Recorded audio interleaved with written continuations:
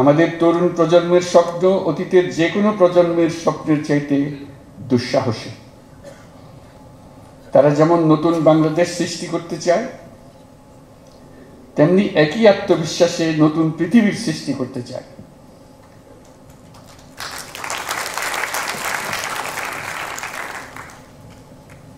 নতুন পৃথিবী সৃষ্টিতে তারা নেতৃত্ব দিতে চায়। সেই নেতৃত্ব দেওয়ার জন্য তারা প্রস্তুত।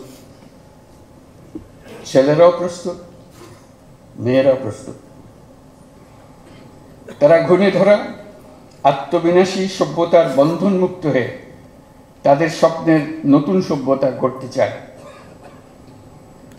সেই সভ্যতার মূল লক্ষ্য থাকবে পৃথিবীর সকল সম্পদের উপর প্রতিটি মানুষের সমান অধিকার নিশ্চিত করা, প্রতিটি মানুষের স্বপ্ন দেখার এবং সেই স্বপ্ন বাস্তবায়নের সকল সুযোগ নিশ্চিত করা, মানুষের জীবনযাত্রাকে এমনভাবে গড়ে তোলা যাতে করে পৃথিবীর অস্তিত্ব কোনো রকমে বিঘ্নিত না হয় এবং পৃথিবীর উপর বসবাসরত সকল প্রাণীর সুস্বাস্থ্য নিয়ে বেঁচে থাকা কোনো রকমে বিঘ্নিত না হয়।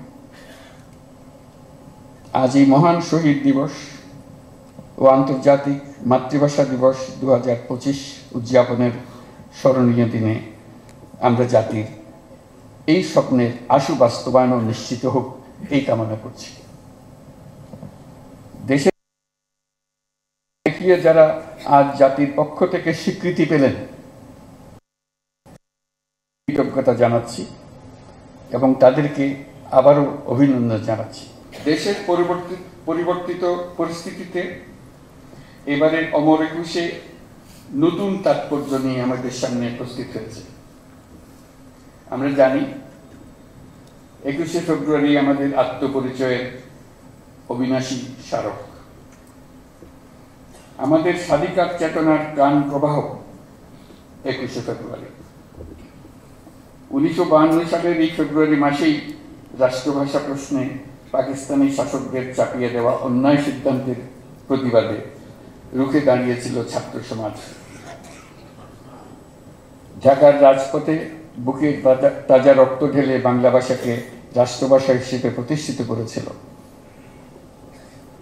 এই ভাষা আন্দোলনের মধ্যে দিয়ে আমাদের স্বাধিকার চেতনার এক অবিশ্বাস্য জাগরণ সৃষ্টি হয়েছিল।